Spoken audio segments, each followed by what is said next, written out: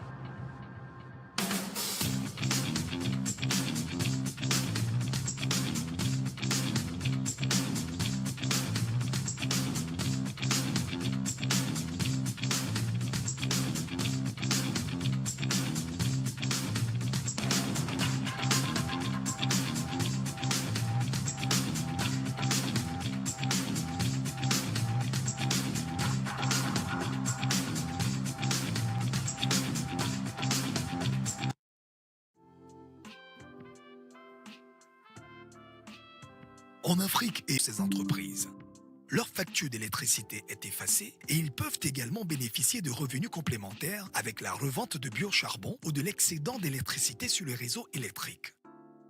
L'objectif du programme est de développer une solution viable pour la valorisation des résidus agricoles et agro-industriels à travers leur gazéification, de balles de riz ou de résidus issus de la transformation du bois par exemple. Le programme AgroGazelec favorisera ainsi le développement du tissu économique local, la transition énergétique ainsi que la protection de l'environnement.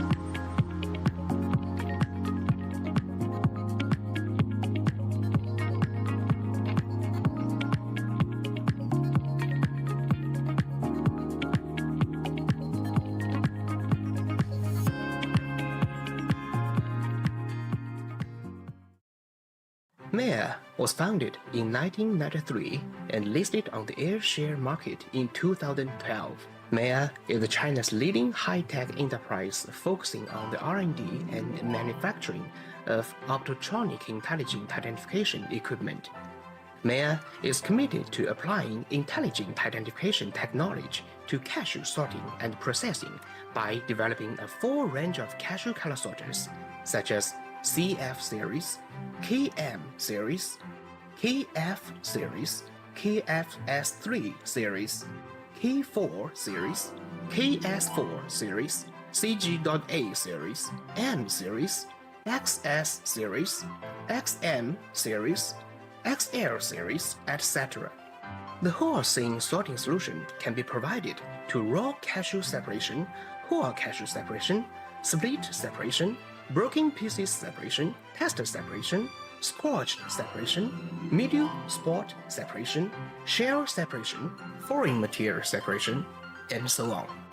Mea brand new cashew color sorter, equipped with AI deep learning technology based on massive cashew sorting data, can quickly build and iterate deep learning sorting models to break the problems of micro-color difference, mold and spores which are difficult to solve with traditional color sorters, significantly improving the sorting efficiency and impurities such as single spot, multiple spot, micro-color difference, skin, insect spots, mold and wrinkled skin of cashew kernels. In addition, based on engineering design and intelligent manufacturing, the structure of the whole machine is highly standardized and modularized, which greatly enhance the stability and reliability. Mea is dedicated to creating more value for cashew processors.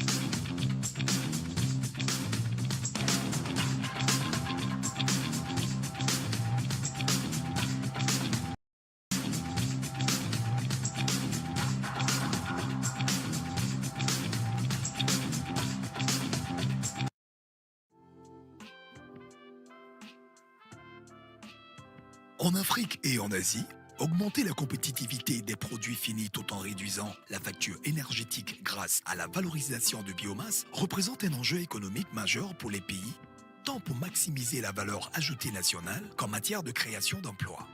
Ces industries peuvent par exemple concerner la transformation de la noix de cajou, du riz ou encore du bois.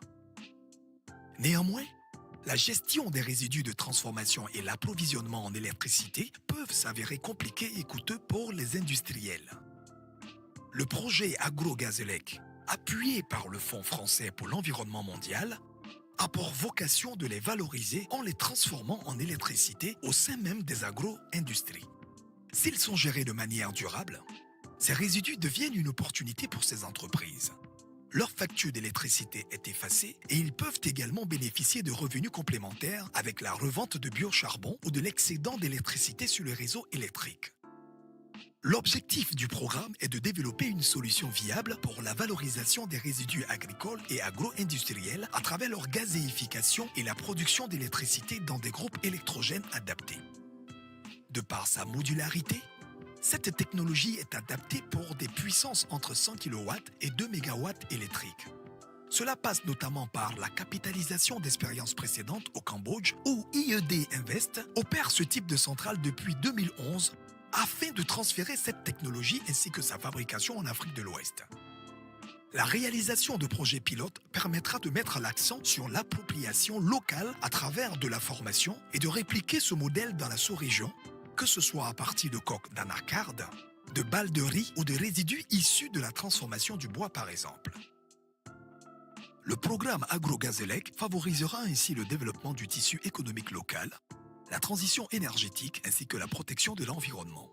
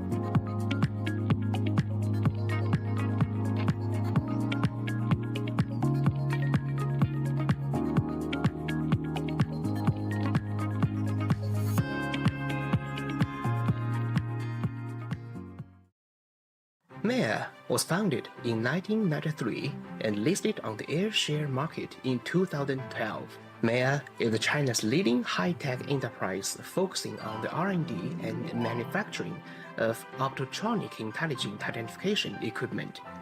Maya is committed to applying intelligent identification technology to cashew sorting and processing by developing a full range of cashew color sorters, such as CF series, KM series, KF series, KFS3 series, K4 series, KS4 series, CG.A series, M series, XS series, XM series, XL series, etc.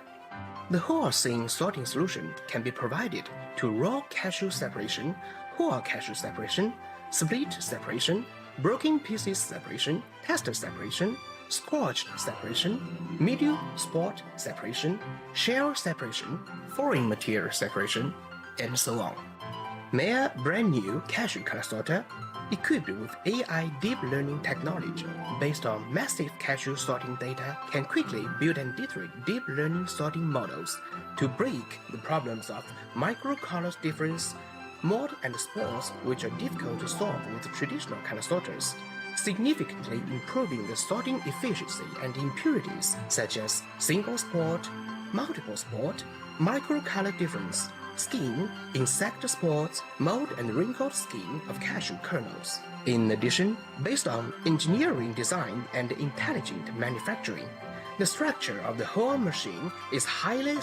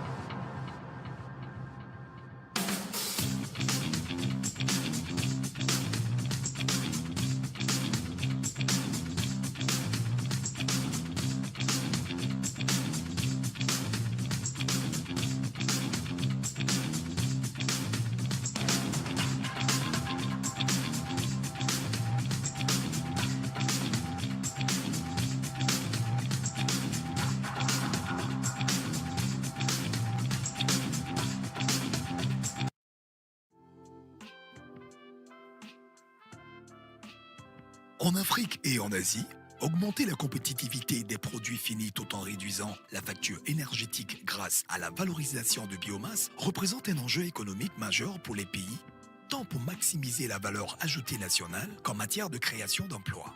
Ces industries peuvent par exemple concerner la transformation de la noix de cajou, du riz ou encore du bois. Néanmoins, la gestion des résidus de transformation et l'approvisionnement en électricité peuvent s'avérer compliqués et coûteux pour les industriels. Le projet AgroGazelec, appuyé par le Fonds français pour l'environnement mondial, a pour vocation de les valoriser en les transformant en électricité au sein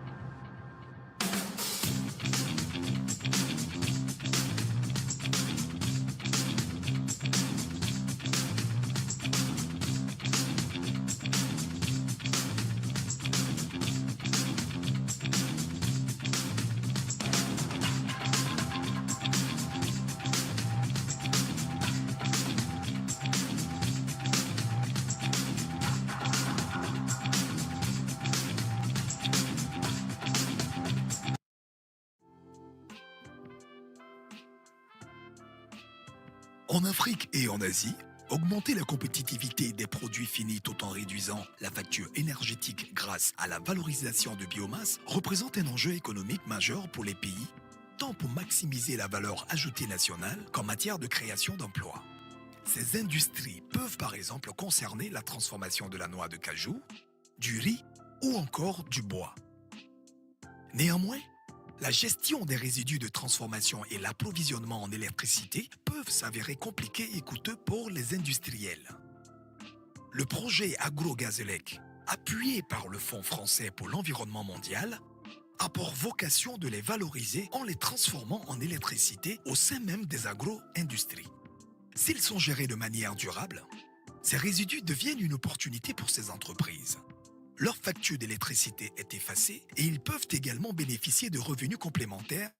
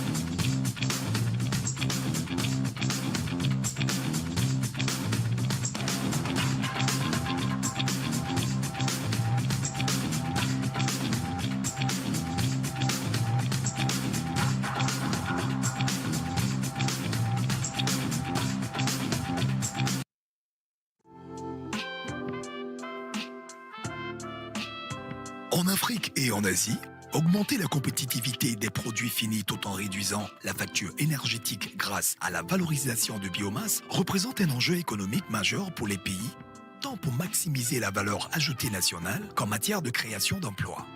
Ces industries peuvent par exemple concerner la transformation de la noix de cajou, du riz ou encore du bois. Néanmoins, la gestion des résidus de transformation et l'approvisionnement en électricité peuvent s'avérer compliqués et coûteux pour les industriels. Le projet AgroGazelec, appuyé par le Fonds français pour l'environnement mondial, a pour vocation de les valoriser en les transformant en électricité au sein même des agro-industries.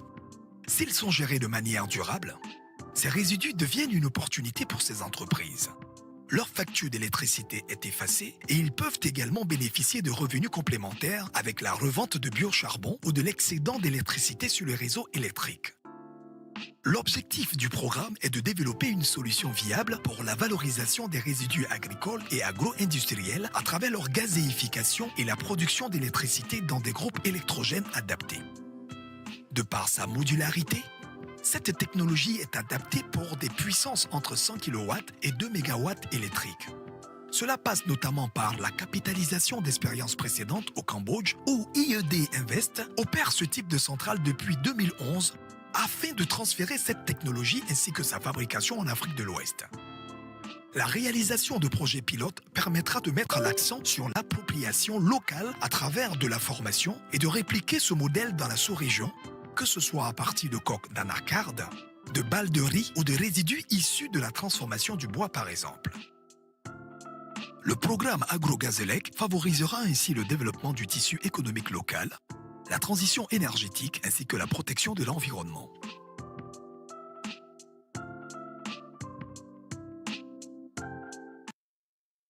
MEA was founded in 1993 and listed on the air share market in 2012. MEA is China's leading high-tech enterprise focusing on the R&D and manufacturing of optotronic intelligent identification equipment. MEA is committed to applying intelligent identification technology to cashew sorting and processing by developing a full range of cashew color sorters, such as CF series, KM series, KF series, KFS3 series, K4 series, KS4 series, CG.A series, M series, XS series, XM series, XL series, etc. The whole scene sorting solution can be provided to raw cashew separation, whole cashew separation, split separation, broken pieces separation, tester separation, scorched separation, medium spot separation, shell separation, foreign material separation, and so on. MEA brand new cashew color sorter equipped with AI deep learning technology based on massive cashew sorting data can quickly build and iterate deep learning sorting models to break the problems of micro color difference, mold and spores which are difficult to solve with traditional color sorters, significantly improving the sorting efficiency and impurities such as single spot, multiple spot, micro color difference, skin, insect spots, mold and wrinkled skin of cashew kernels. In addition, based on engineering design and intelligent manufacturing, the structure of the whole machine is highly standardized and modularized, which greatly enhance the stability and reliability. MEA is dedicated to creating more value for cashew processors.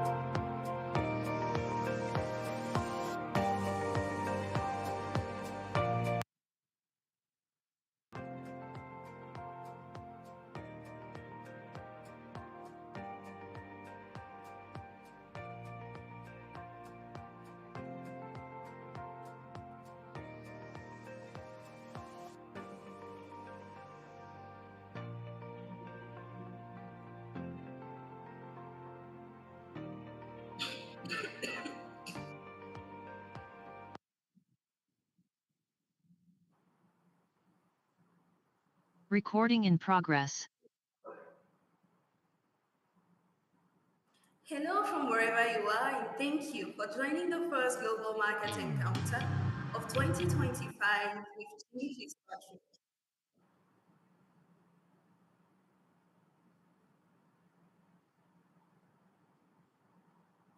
Hello from wherever you are, and thank you for joining the first Global Market Encounter of 2025 with Jim Fitzpatrick. The session is available in both French and English, and you can access your preferred language via the globe icon at the bottom left side of your screen. The webinar is also available live on the ACA Facebook page and YouTube channel. You can ask questions and leave comments in the discussion box below. We would like to appreciate our partners and sponsors, to mention the European Union, the Organization of African, Caribbean, and Pacific States, the GIZ MoveCom Cashew Project, the Sustainable Nuts Initiative, and CashewInformation.com. To share a few announcements with you, the 19th ACA Annual Cashew Conference and Expo will take place from November 18th to 22nd of 2025 in Dar es Salaam, Tanzania at the GNICC Convention Center. You can register now and enjoy 40% off all your conference rates. Also, this coming Friday, 7th of March 2025 from 9 a.m. GMT, ACA is inviting you to the Cashew Barometer Stakeholder Meeting to validate the new ACA Cashew Barometer app. Check our social media handles for the link. To dive into today's session, let me introduce to you our hosts. Jim Fitzpatrick is an award-winning consultant, a business coach, a cashew specialist. He's also known for his ability to forecast the market and see its challenges from a different perspective. He has experience and knowledge that have been gained over 30 years. Good morning, Jim. Good morning, Stella. How are you? I'm good. How are you too? All good.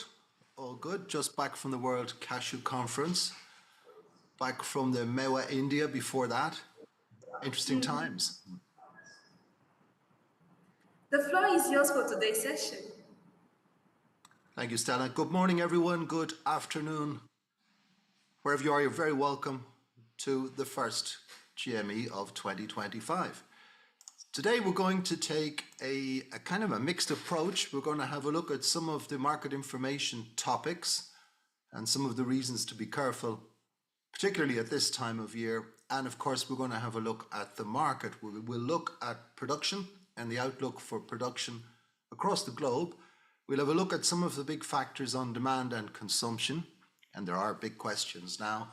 And we'll finish off with some of the outliers, some of the things that might happen, some of the things that could influence the market, and some of the big questions for 2025. So let's start with the first topic. I'm just calling it New Season, Old Story, and you'll see why, I hope. So what I wanted to say in the context of how we look at our market and how we look at market information, particularly, that at this time of year, we do get ourselves into a little bit of a loop or a vacuum loop. A vacuum loop, there's nothing in it, and it keeps going round and round. And that's driven by poor or distorted market information, especially by the lack of official crop forecasts. We saw some crop forecasts at the World Cashew Conference last week, but some major countries weren't really in a position to give us any forecasts at all, which is a pity as we get into the month of March. We're also seeing, again, unclear or late policy and regulation announcements. Business people often don't know where they stand. And that's, a whole range of reasons. It's because policy hasn't been announced, regulations for the season haven't been announced, or because they have become volatile and they change far too often to manage the risks inherent in the cashew business. There's a lot of gossip, rumor, myth, and manipulation, mainly because of the previous three factors. Into the vacuum flows rumor, myth, and gossip. And that gives rise to speculation, increases risk, and potentially creates volatility in the market, which in turn leads to poor, distorted market information and gets us back to our loop. So what I'm saying is we need to be careful at this time of year who we listen to and how we interpret what we hear. It is, as I would say, a dangerous time of year. Nothing is quite clear. Many things are not what they seem. And the reasons are clear. The market relies on actors for reports for the most part. Reports from brokers, reports from buyers, reports from processors, traders, and so on. This, naturally, as human beings, we tend to talk about what suits us. And when we do that, we distort the market. Social media and all online presence magnifies this out of all proportion. So when we look at the market, we should be thinking about what is the reporter's interest. So in our case, we, insofar as possible, try to remain neutral. We are a little bit pro-Africa, but we don't allow that to distort how we report the market. But when we look at who's reporting, what's their interest? Are they buying or selling? Very simple things. Were they right in what they said to us last year? What about all those myths out there? People are saying a late crop is a small crop. Well, it may be, but not always. Sometimes late crops are big crops. You get better fruit, more nuts, better quality. Late crops in a rainy harvest season are very different to late crops in a dry harvest season. We need to think about some of those myths. We need to think about money. Often, prices move because there's either too much money chasing too many goods, and it may not be moving simply to buy nuts and trade them. It may be moving for other reasons. And on the other hand, there may be a shortage of money. And if there's a shortage of money, that often means that prices can go down. And finally, when we talk to people, we need to think about who's long, who's short, if they're speculating, who's bought and who's not bought. It is natural for people who've bought to talk the market up to confirm their decision. For people who haven't bought to talk the market down to help the pricing. They may not be trying to manipulate the market, it's just the way our minds work. So we need to be careful. It is a dangerous time of year. Be careful who we listen to. Be careful also what we say, because we should remember that what we say has consequences and may distort the market in the future, and some of those consequences may be unintended. Let's get into some market talk, and we'll have a look at the market. I thought we'd have a look at 2024, and I just wanted to remind ourselves that when we started the GME last year, people were talking about a crop worldwide that was 30 to 40% down. But in reality, when we look at the 2024 crop, it was probably about 3% down. That's my calculation. Other people are saying a little bit less. One or two people saying a little bit more. No one is saying it was 20 to 40% down. But they were saying that 12 months ago. Look at demand in 2024, and it was a really fantastic year for demand worldwide.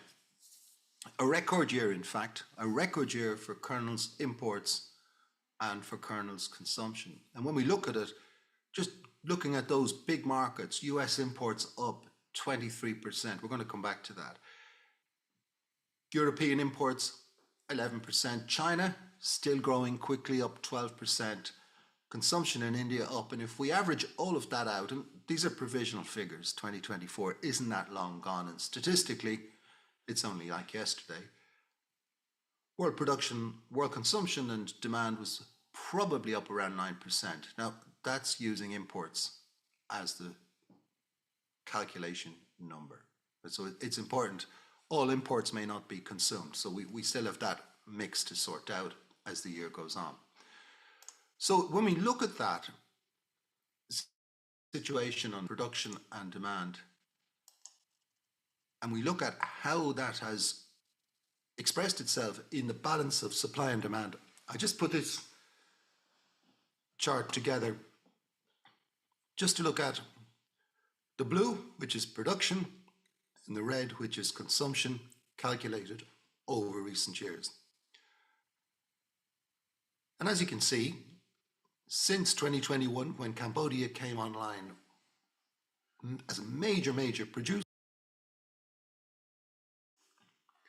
we've been in a surplus situation. That surplus was reduced and eroded in 2024 by a smaller crop and by increased demand. So when we look at the situation, what we've seen is that the carry out from year to year has fallen, and demand and supply are much more closely matched in 2024 than they have been in any of the previous 3 years. So we've gone from a production surge through COVID, creating carry-out stocks, slowing demand in 2022 on the economies in the consuming countries, falling prices, unsustainably low prices in 2022 and 2023, strong demand growth, then a lower crop in 2024, price recovers, and now we finish 2024 into 2025 with the strongest demand trend and the lowest carry-in stocks since 2019. That sets the scene for the year ahead. What's different? If we look at 2024, what's different this year? So let's just recap on 2024. We came in with a high carry-in stock, mostly in raw cashew nuts. Historically low prices, 15-year low prices. Good forward cover amongst kernel buyers. Good forward cover means risk as well as cover, depending on who you've bought from and depending on the volatility of the market.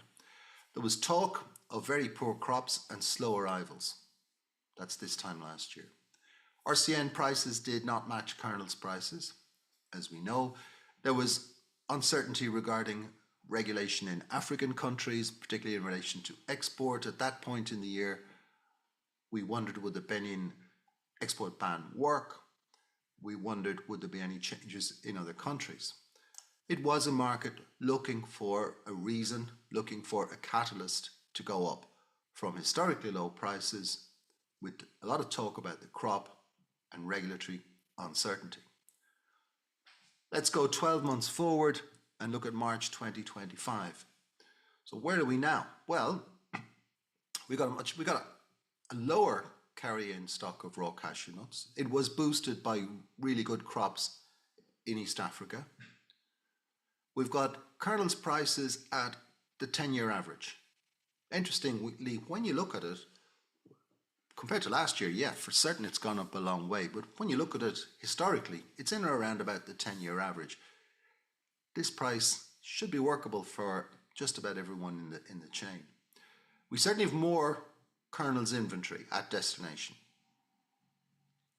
due to high imports last year, particularly if we look at the US and to a lesser extent Europe, but primarily in the US, we've probably got a higher kernels inventory. And because of high prices, we've got less forward cover. Buyers have been thinking about buying, they've been thinking about acting. They have been more active in the last 10 days, but still they would have less forward cover than they normally would at this time of year. There is talk of delayed crops, but in contrast to last year, the arrivals are pretty good. Quality is very good in many areas. But still, raw cashew nut prices do not match kernels. Now, what happened last year was that kernels prices rose. Maybe it'll be the opposite this year, where RCN prices will come to meet the kernels levels. In terms of policy, and this is a big factor, we've got a reaction to last year's uncertainty, particularly ad hoc export suspensions or bans. And I think we've probably got a lower likelihood of unpredictable actions this year. I think that regulators and policymakers accept that they need to signal and communicate a little bit better. In essence, we've got a market that's looking for direction. And you can today, if you want, you can get any kind of story about where the market will go. People will tell you it'll go up, it'll go down, it'll go sideways. RCN will go up, kernels will go up, or they won't. So it is a market at the moment looking for direction. Who will move first? So let's look at some of the fundamentals, and we'll start by looking at the harvest outlook. There's a nice picture of some cashews on trees in Cambodia a couple of weeks ago, taken by Mr. Keith Pengun, a consultant and cashew farmer in Cambodia. Looking good. We've been looking at estimates of the crop, and if you've been with us before, you'll know what I do is I tend to kind of make a low estimate, worst case call it, and an optimistic estimate, and you can see it here. So the low estimate is similar to the 2023 crop. A good crop, not quite 2023, but getting up there. The high estimate, and that would be taking optimistic on all countries, puts us way up there into a record crop. Now, that's a big number. 5.8 million tons is a huge number, of course, but I have seen other estimates around 5.6. Where do we get to on that? Well, what I'm saying is that I think, on what we know, Côte d'Ivoire is about the same as 2023. It's a good crop. What's different is the quality. What's coming in so far is really good. That Cambodia will increase in line with the area. The area in Cambodia is going to increase. The productive area, I'm not saying more trees planted. What I'm saying is those that are already planted start to come. India, back to a good crop in India. I'm drawing on presentations from the All India Cashew Association over the last couple of weeks, and we're looking at a crop same as 2023, 775, 800,000 tons. That's pretty good crop. Vietnam, not so good news from what we understand. Maybe a low crop again, about the same as last year. And Tanzania and Mozambique at the end of 2025, hoping that we will see continued growth in those countries and about the same as last year. If we put all that together, we get a very big crop. So let's have a look at some of the countries. Côte d'Ivoire, you don't need to be told that Côte d'Ivoire is #1 cashew producer in the world. It's been growing at about 5.5% up to 2024 over the past 10 years. There's not really any reason to think that'll stop. I calculated last year's crop at about 1.2 million tons. That might surprise you, but look at the disappearance on the crop. If we look at imports into Vietnam, imports to India, processing, according to CCI, and you can approximate that figure pretty easy if you look at the kernels trade, and then land border trade. So I've taken about 95,000 tons, mainly into Ghana, for export from there. Some people say that's 200,000 tons, which would make the crop bigger. But what we are seeing in Côte d'Ivoire is a slowing growth trend. Because what happens eventually is that some of the trees start to age, some of the area goes down. Now there is another interesting point here. If we look at the quality, and quality is excellent this year. Several processors have told me that. 1 or 2 traders have also told me that.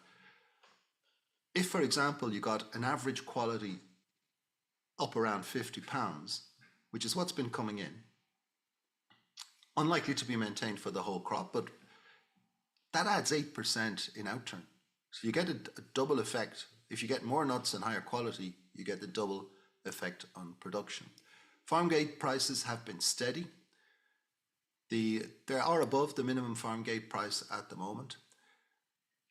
People are looking, we think they're looking to buy at slightly higher prices than the minimum, simply to get hold of the good quality, in the belief that quality will deteriorate as the year goes on, and that would be the history. We had rains in February to help the crop, and export of RCN is scheduled to start around about March 15th, maybe it's March 18th, and there's some discussion around that date at the moment. Border controls have been tightened, so the movement of trucks across the border, which is illegal from the Ivorian point of view, has been, if not halted, severely restricted. Perhaps the movement of motorbikes and boats and small lots is much more difficult to control, but for now it would appear that there's a pretty strong job in controlling the border trade. Optimism in Côte d'Ivoire on what we know so far. Let's have a look in Cambodia. So Cambodia is much more about just a normal progression. So we did quite an extensive analysis of Cambodia on behalf of the EU-German CapSave program in the last quarter of 2024. We reckon about 9% of the trees that have still to come to production. Those are trees that were planted in recent years. It has not been affected by the rains that impacted Vietnam.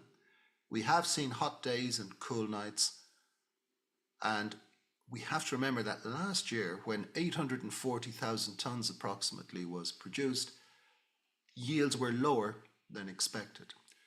So we're forecasting an increase in production in Cambodia this year on what we know today.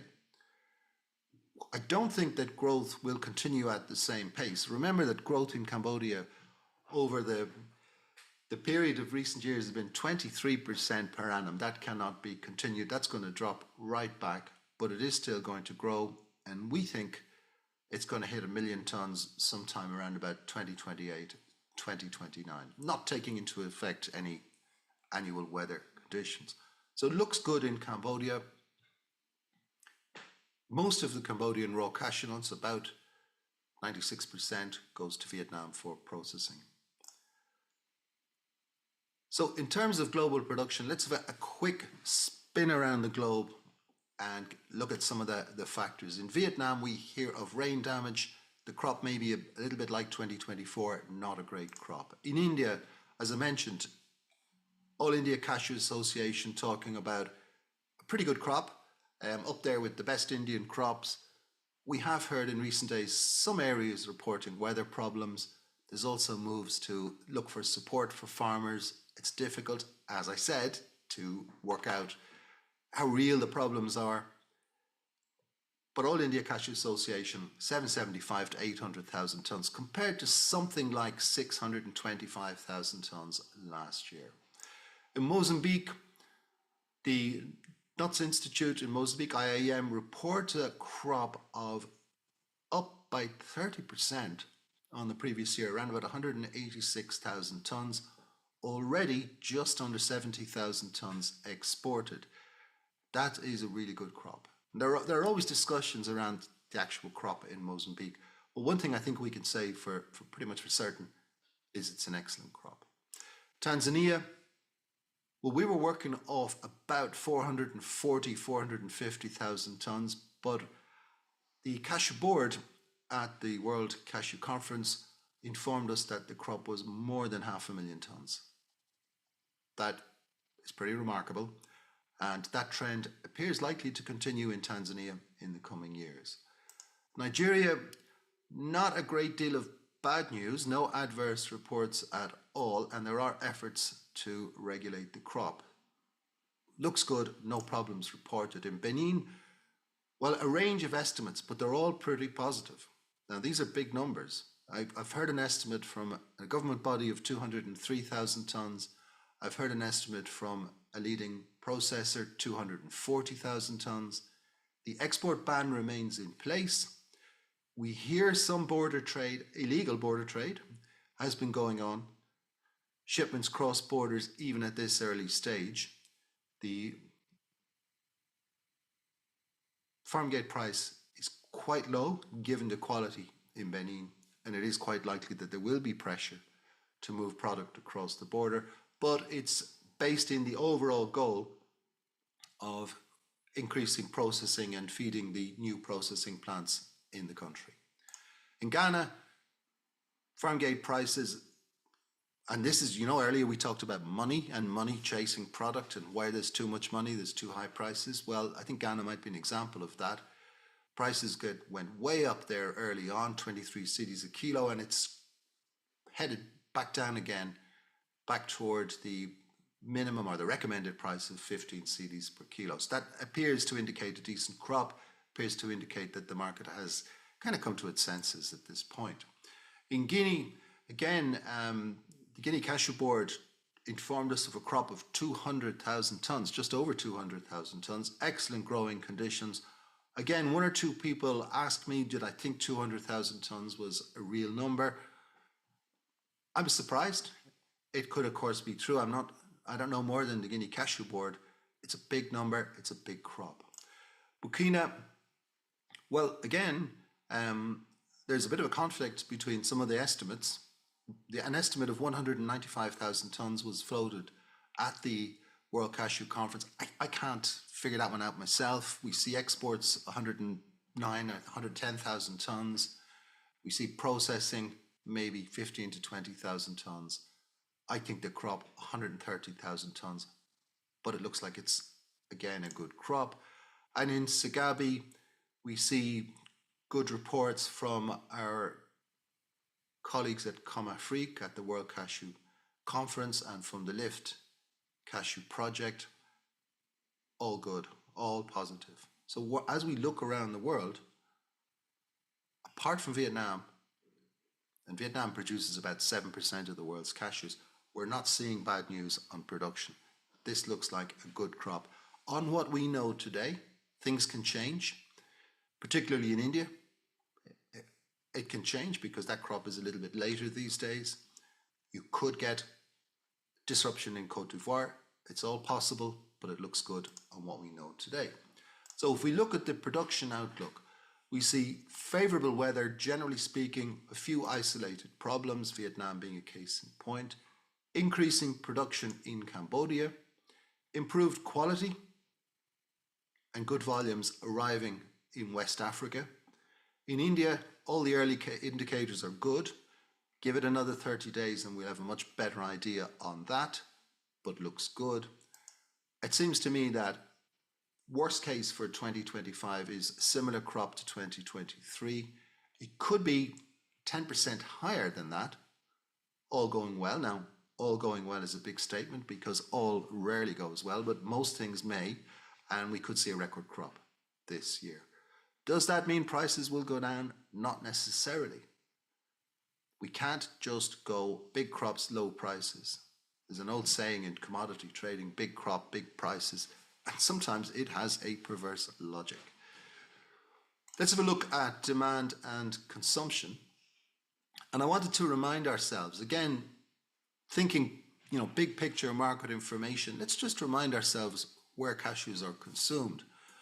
And the big four markets, North America, Europe, particularly India, and China, account for 84% of the consumption of cashew kernels, especially India. The key market is India. It always is. Now, differences in the markets. 3 of those markets, China, Europe, North America, do not grow cashews. India does. But Indian cashew production is not growing as fast as India's demand is growing. And therefore, imports are tending upwards, imports of raw cashew nuts, that is. So Indian demand is expressed as demand for raw cashew nuts. The other 3 major markets by kernels. And if we look at let's have a look at some of the major trade channels. So I just had a look at world trade channels in cashew kernels. And the ones really to focus on, because this is where prices are made, this is where markets are made. The Vietnam to North America channel, about 24% of world trade. Vietnam has 89% share of that in 2024. If we look at the European Vietnam trade, it says 74% there. I actually recalculated that yesterday. It's fallen, it's about 71%, but that accounts for 18% of world trade. And the fast growing channel, Vietnam into China, where Vietnam has a big share. And we have to be careful with this, because if you look at official import figures, they will not reflect this. This is because so much of the trade is land border trade, and that needs to be borne in mind. And someday we'll talk about that with perhaps we'll get some guests from Vietnam and we'll chat about that. But these are the big channels, and this is where prices are made. Africa, let's look at Africa. Africa to Europe is about 4% of the world trade. In 2023, Africa had 17% share. I got the numbers for 2024 yesterday, and it's up to 20%. So that's really positive. So when we look at demand, are we looking at a new era? And I'm focusing on sustainability a little bit here. Or are we just looking at a new slogan? So we've big questions for this year. How will demand and consumption react to the higher prices? Now, in some markets, we may already have seen that reaction, and I'm going to look at that in a moment. India. You can't but come away from India being excited about the future for the nuts and dried fruit business in the country. Demand is strong, product ranges are remarkable, product presentation, packaging, product marketing channels are incredibly dynamic. So you have the traditional on the one side and you have the new channels, new products, new packaging, new presentation. And the question I came away from India 2 weeks ago asking myself was, is there a new surge on the horizon, a new surge in demand? And I'm tempted to say there is. When it happens, not quite sure, but I think it's bubbling under, so to speak. Third question, and we're thinking about Western markets. We talk a lot about sustainability. Big question for me this year is sustainability, and I mean that in the sense of social, environmental, economic sustainability for processors in developing countries.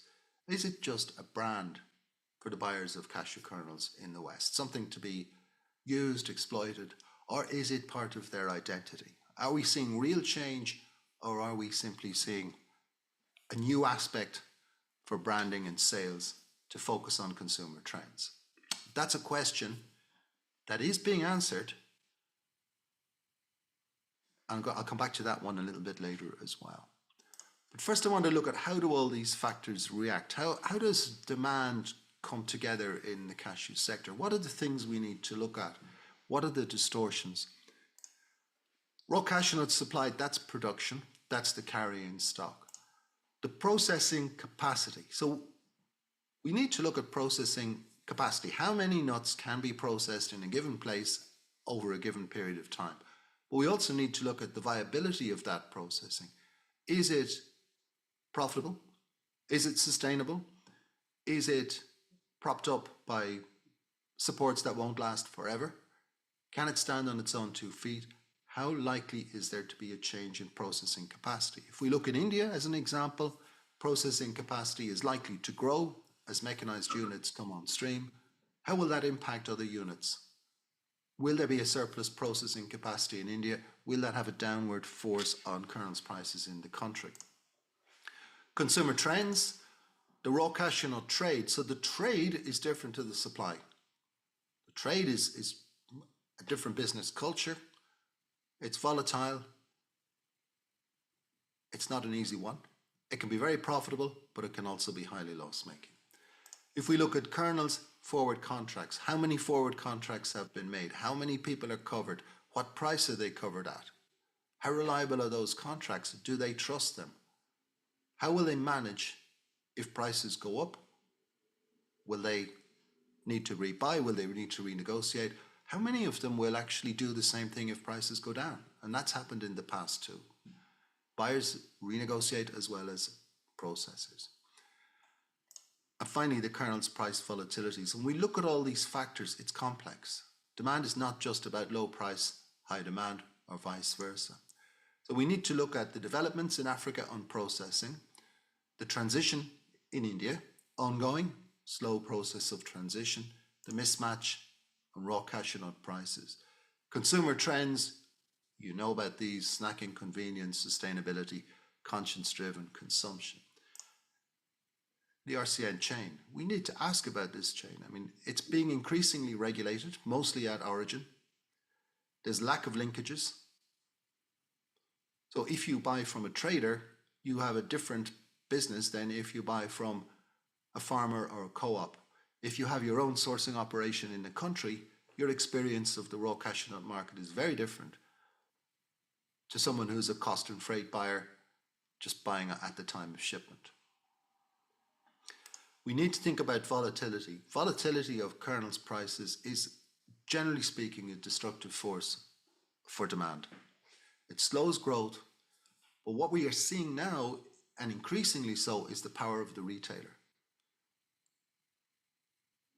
Retailers are used to getting their own way in Western countries. Refusal to buy normally leads to matching on price. That may not be the case in the cashew sector. So when we think about the power of the retailer, we also need to, particularly in the context of European or American supermarkets, we need to be thinking about what has that impact on prices? Is it actually increasing volatility? How reliable is the pricing, and how sustainable is this sector that we're working on? And when we look at forward contracting, related to that, of course, is the impact of a time lag due to forward contracting. I've mentioned contract fidelity, i.e. defaults of contract.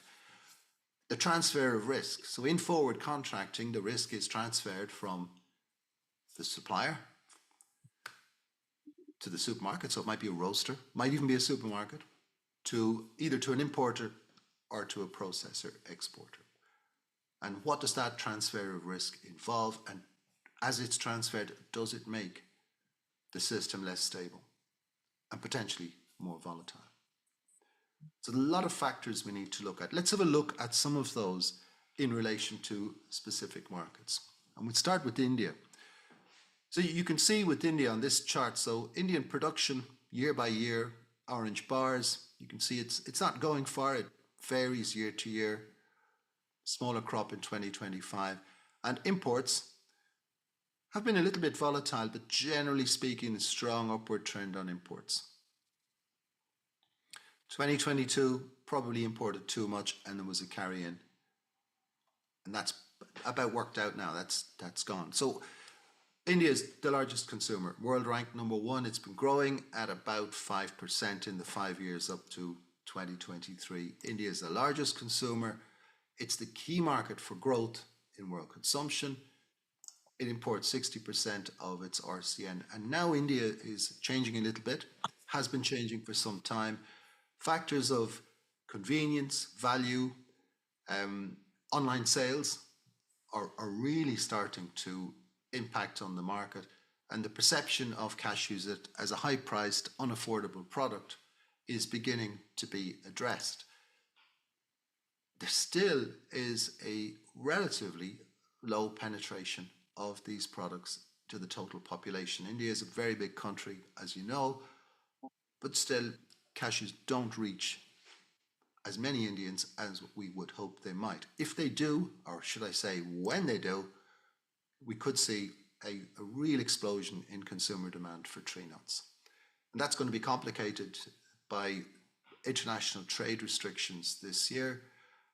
India seems to have set out an agenda with the United States, and India is a big importer of US almonds, for example. So I think India is looking really positive. Let's have a look at the US market. This year, or 2024 rather, we have seen a record increase in imports, 23%.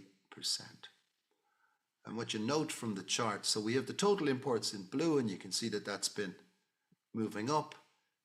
2021 was a COVID year, big demand spike.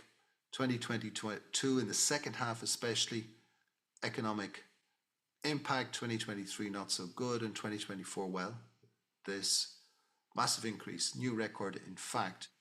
And that's two things. One is the import of natural cashew kernels, HS code 080132, and the other is a continued increase, it's about 45,000 tons now I believe, of processed nuts, mainly from Vietnam. So this 23% is remarkable because the 10-year growth rate is just under 3%. So how do you go from a growth rate of 3% to a growth rate in a single year of 23%? That is pretty amazing.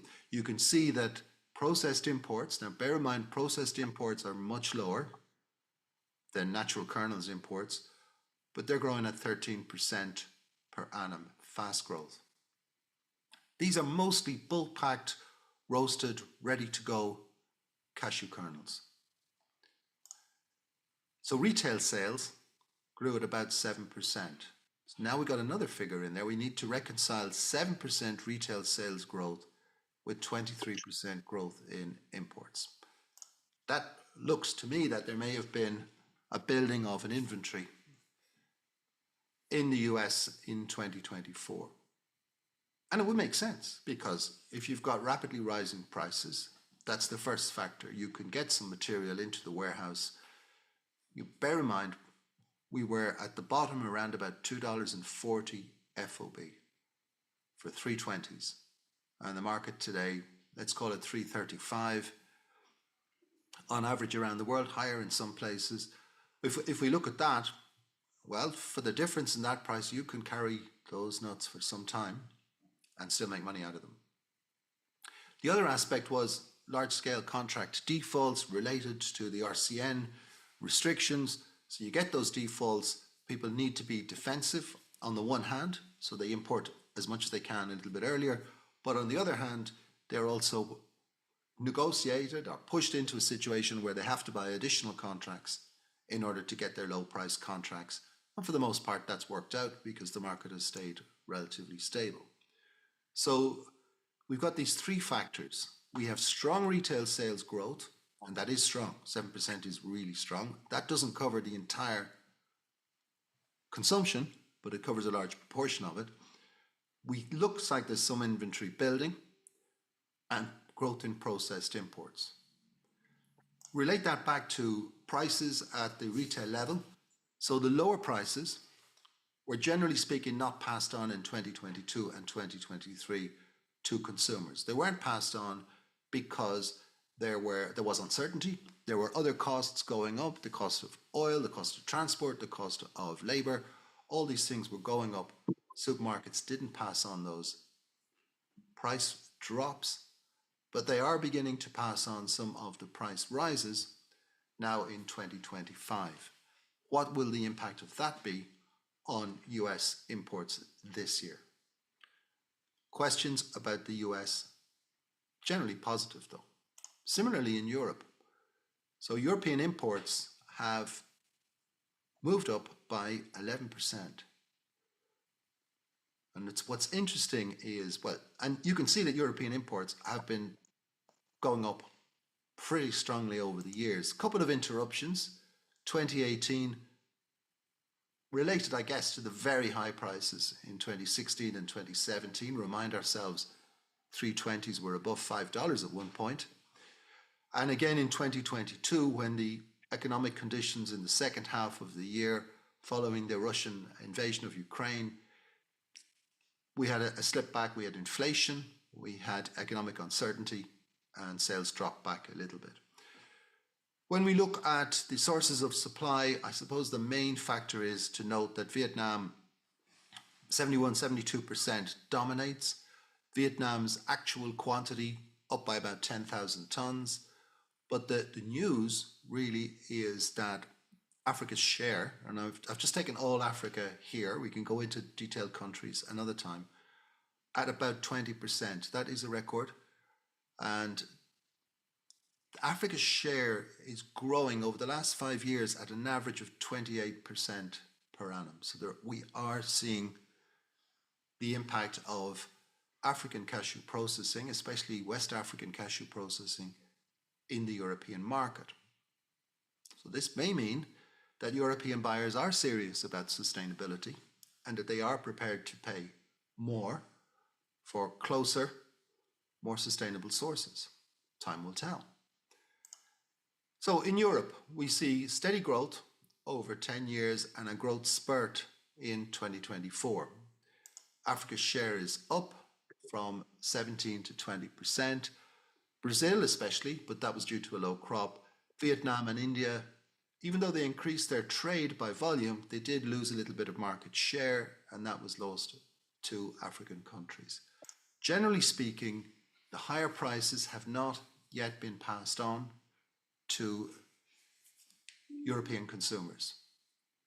So again, we might see an impact, and let's have a look at that. So I took some figures, I'm sure he won't mind, from Wim Schipper of Intersnack, made a really interesting presentation at the World Cashew Conference, and I just took some of his numbers and had a look at them. And what we see is European retail sales volume up 9.8%, so that pretty much matches the increase in imports. So we're not expecting on that basis that there would be a large inventory of kernels knocking around in Europe, and the FOT market in Rotterdam would tend to confirm that. Retail prices dropped. Retail prices were 1.4% lower, according to the statistics. These statistics are based on 17 European countries. We see strong growth in Eastern Europe. Wim highlighted Poland in his presentation. And we also see strong growth in Southern Europe. But a reduction in what would be the traditional drivers of European consumption. Reduction in volume, not in value, interestingly. People spent about the same amount, maybe a little more, but they got less for their money. A reduction in Germany, the biggest market, Netherlands, a large market, smaller country, but a large market and major through point for kernels into Europe, and Belgium. So those three countries, Northern European countries, showing a little bit of a reduction, not necessarily based yet on prices. That can be based on economic conditions, and we know that many European countries are struggling. The European Union as a whole is struggling economically just at the moment. And so to the most dynamic market, China. And we have to wonder if, because the way China buys, so whereas Europe and the United States tends to buy far forward, or as far forward as they can, China doesn't do that. China buys much closer in. And traditionally, China was a market driven by festivals, but that is beginning to disappear, and that's beginning to even out, which is quite interesting. So we see periods of high prices causing demand to drop away a little bit in China. And we see periods of low prices increasing demand. And in the last 2 years, we've seen strong growth. Now, these figures are driven by Vietnam's export figures as well as exports from other countries. So China seems to be a price-sensitive market, and it does look that in the second half of last year, we saw a reaction. So I looked at the first half of 2024 versus the first half of 2023 and found trade up 63%. But in the second half, so second half 2024 versus second half 2023, that trade was down 17%. What changed? Prices changed. So this would appear to be a price-sensitive market. But it is growing. It's 95% a snack nut market. If this Chinese market continued to grow as it has been growing, it will be bigger than the US market by 2030. That's pretty remarkable if it continues, but the question mark is, what will higher prices do? There is a potential impact, maybe positive on cashews, if there was tariffs on tree nuts from the United States. So when we look at the Chinese market, we saw very interesting commentary from Madam Chen Ying of the Chinese Chamber of Commerce for the import and export of foodstuffs and native produce at the World Cashew Conference. And she said the nut industry in China is showing a booming trend in China in the future. So really? This we are looking at as a highly positive trend for tree nuts.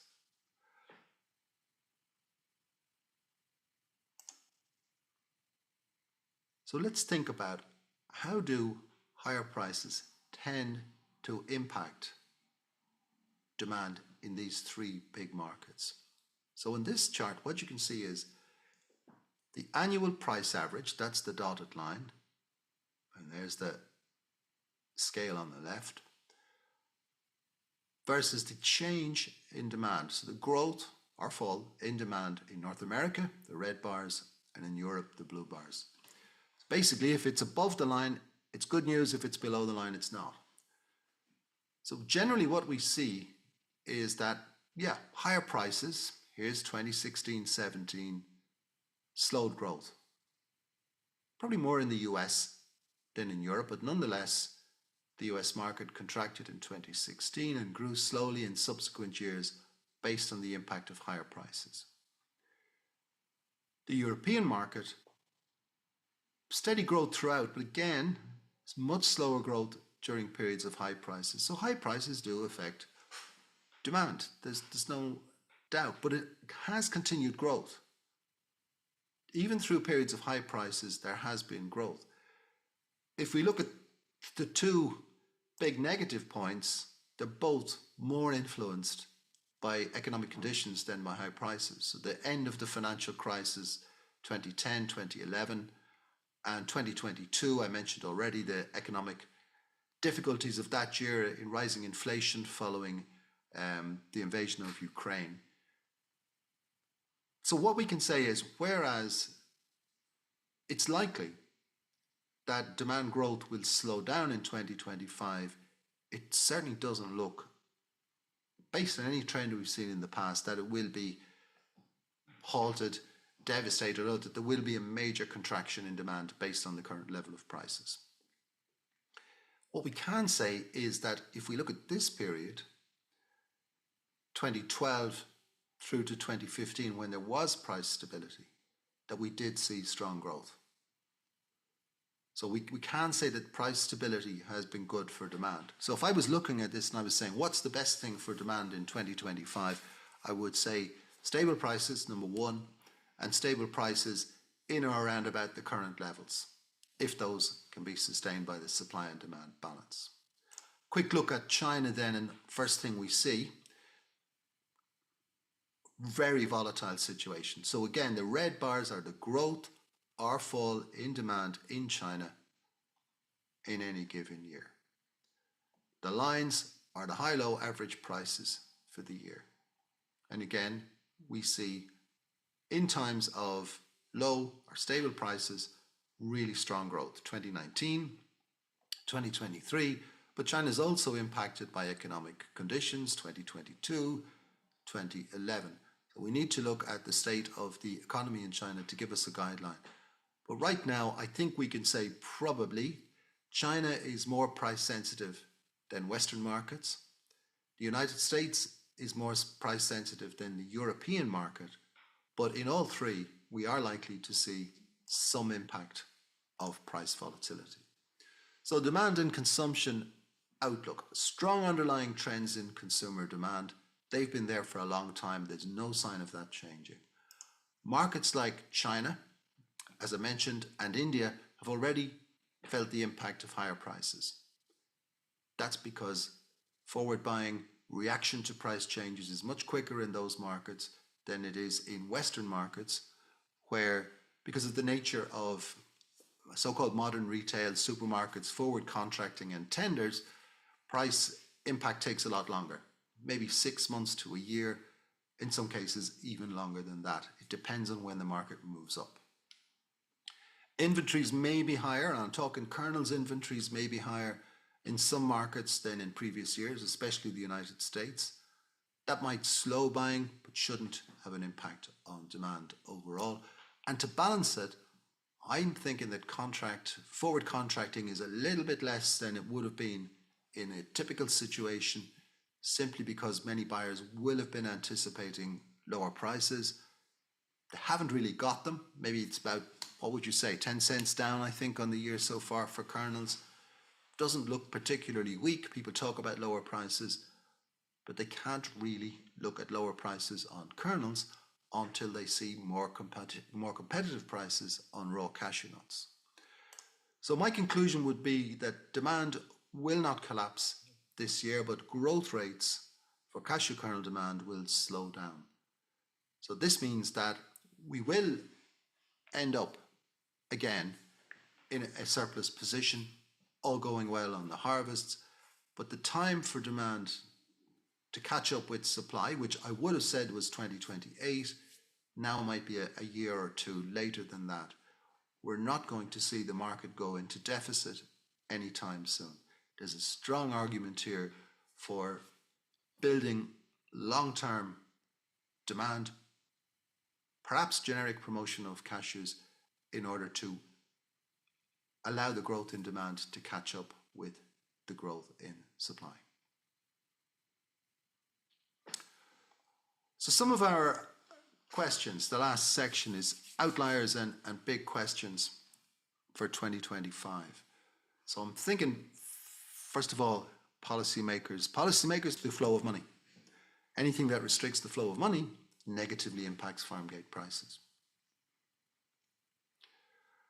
And finally, looking forward toward the last quarter of the year, will the regulators in Tanzania address these issues that are causing problems for processors. Levying of local taxation, which shouldn't happen according to the law, the payment through the cooperative unions as opposed to the local co-ops, the AMCOs, is all causing difficulties to processors. They are there because they can buy directly high quality cashews from farmers. If the crop is 500,000 tonnes, why not do something to encourage processing more? And we hope they will do that. So there could be disruption from regulation and policymakers. This is a volatile environment. We have seen in the past surprising decisions. We've seen in the past poor communication around those decisions. Traders, processors, customers would like to know what's going to happen before it happens. They'd like to know how long it's going to last, and they'd like to know how that can be managed. Second question is around Burma kernels. Will this trade continue to grow? So Vinacast tells us that Vietnam imported 130,000 tonnes of Burma kernels in 2024.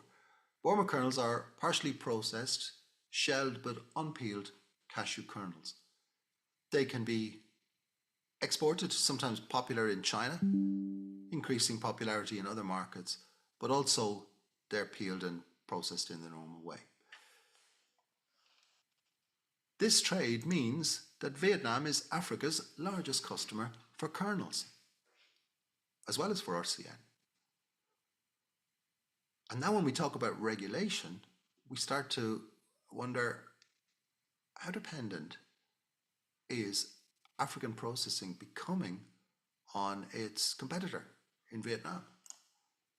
So will the trade in Burma kernels stunt the growth of African processing, either by making it a partial process or by making it simply a mechanized process with very few jobs, shelling, separating, and managing the byproducts only? That changes the dynamic. I mean, that changes the entire objective, entire structure. It undermines the sustainability of African processing. It undermines the whole idea of a sustainable sector in West Africa, particularly adjacent to markets in Europe and the US, or in East Africa, servicing markets in the Middle East, North Africa, and Europe. But it's not only in Africa where it has an impact. The Burma kernels trade could have a huge impact on smaller factories in Vietnam. Other question, I haven't asked it here, but another question comes to mind. Will there be a Burma kernels trade in Cambodia? Will Cambodia allow the similar situation to develop, where processing becomes a partial process?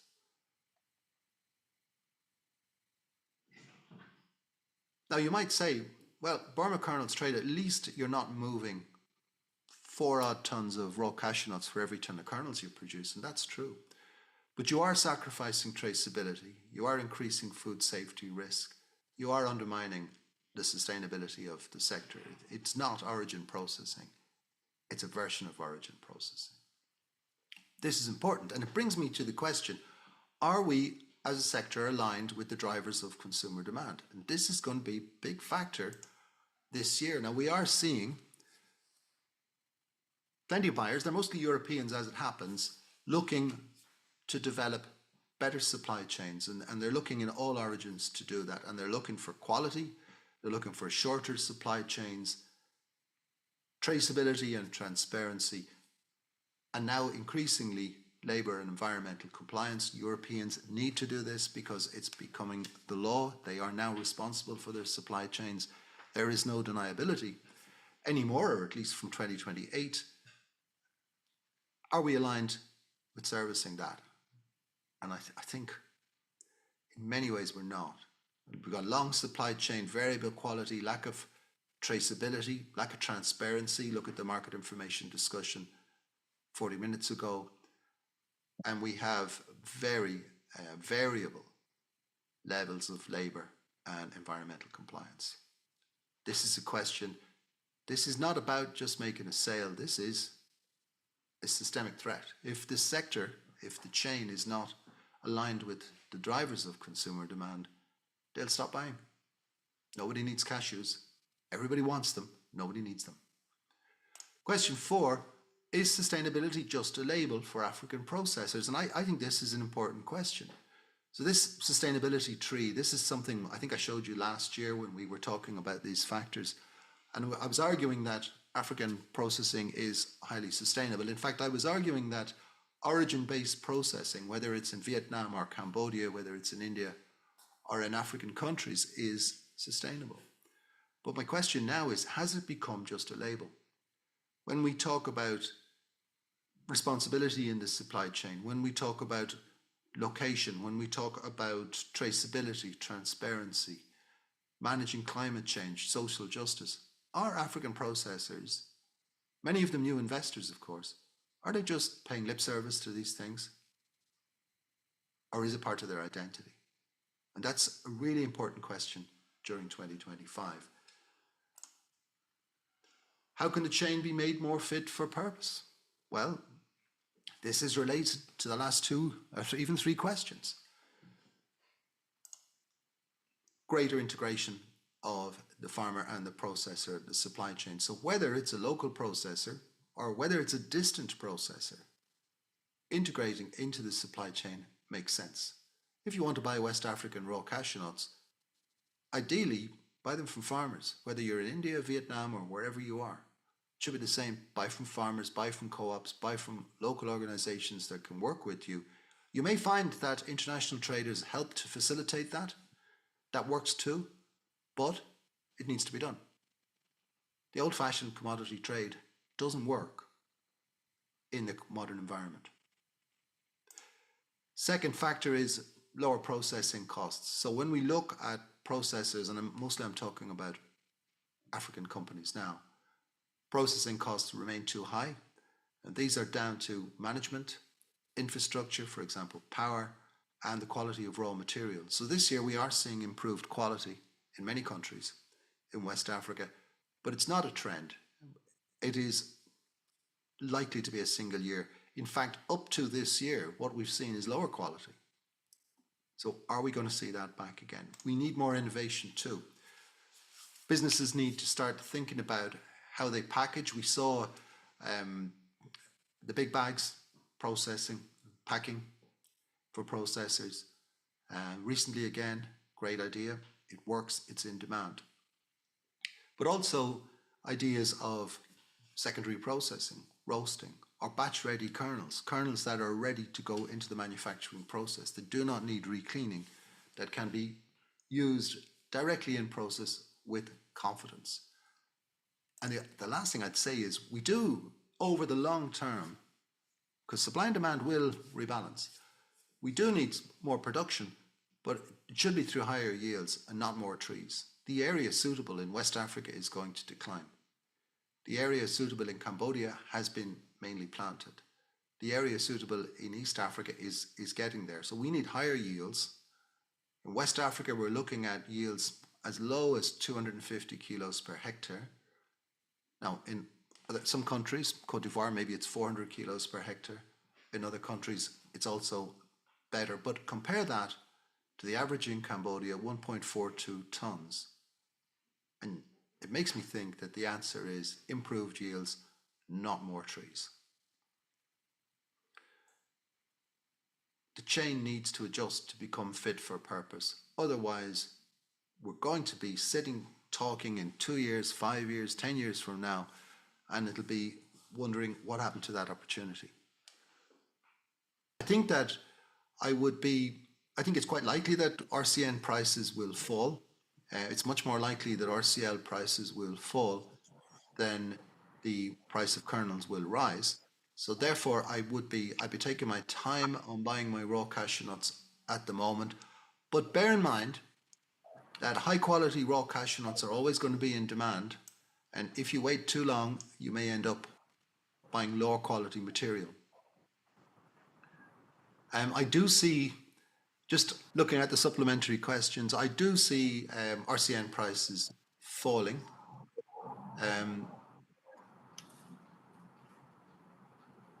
I don't see the fact that there's greater processing in Africa, keeping RCN prices firmer than they would normally be. And I don't see the carry out as having any huge impact now. I think that's already in the market. Stella, back to you. Another question. With the current mechanization revolution and large-scale units Do you know what? coming I've kind of answered that one, Stella, I think. Okay. I think So 2 and 3 I kind of addressed in the last answer. almost the same. Yeah. So I would move to the question by Amadou Balde from Senegal. He actually has a concern. It's more of a concern than a question. He says, regarding the volatility and the new situation imposed by the arrival of the new government, which has blocked finances in almost the country, including those in the Cashew project in progress, such as Shelter for Life. Yeah, I mean, that is a concern. If a shortage of funds means lower prices at the farm gate, there's no question about it. I think that basically if finance is tight, if development projects are restricted in their activities, it can only be bad news for the sector. So I too would be concerned about that, and I don't see any change in that in the short term. The next question goes by, if Vietnam's raw cashew nuts inventory is low and IVC exports start mid-March, April, how will Vietnam source raw cashew nuts until June, July? Well, Vietnam is got an opportunity to buy about 800,000 tons in Cambodia. Vietnam has bought significantly in Tanzania, more significantly than normal, and in Mozambique. And there are alternatives. Nigeria, Ghana, Togo, Burkina. So I think that I don't really see any tightness emerging on the supply of raw cashew nuts. There are lower inventories, but when we say lower inventories, we're not talking about a critical situation. We're talking about a situation which was lower inventories than previous years. So I don't think we're talking about a critical situation. Now we're already into March, and people are selling. People are willing to sell, and they're looking for buyers, and that would tend to indicate that they're relatively confident on their supply of raw cashew nuts over the next 6 months or so. Stan.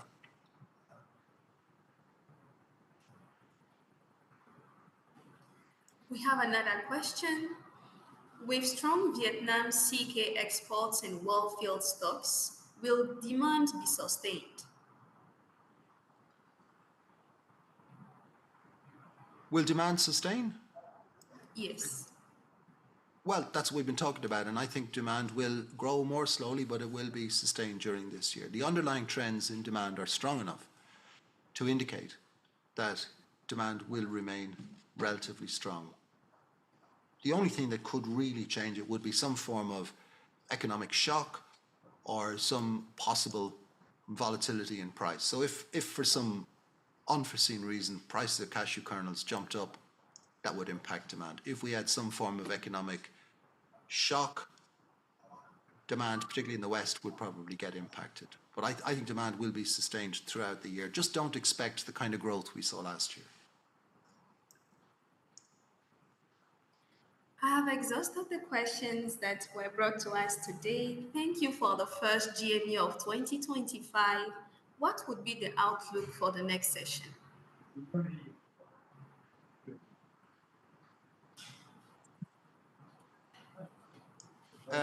I just see another question in there.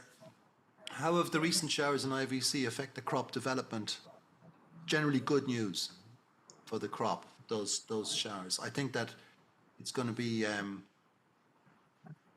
think it's quite positive for the crop on what we can see right now. And there was another question there I noted about the apples in Cambodia. What do they do with the cashew apple in Cambodia? Same as they do with them everywhere else, very little. Outlook for the next session. Well, next time I'm going to look at processing in African countries. What's been going on, what it means, how it's improved, how it's growing market share. And we're going to look at progress on production, we're going to look at progress on buying, and we might have a little look at historical price levels over the longer period. It's been a real pleasure to talk to you today about cashews. Thank you so much for all of the questions. My email address is on the screen, my WhatsApp number is on the screen. If you want to talk cashews at any time, drop me a line. Thanks very much to everyone for attending. Thank you very much to the African Cashew Alliance and its supporters, including the EU and MoveCom Cashew, for supporting this event. See you in 2 weeks. Bye-bye. Thank you, team. Bye.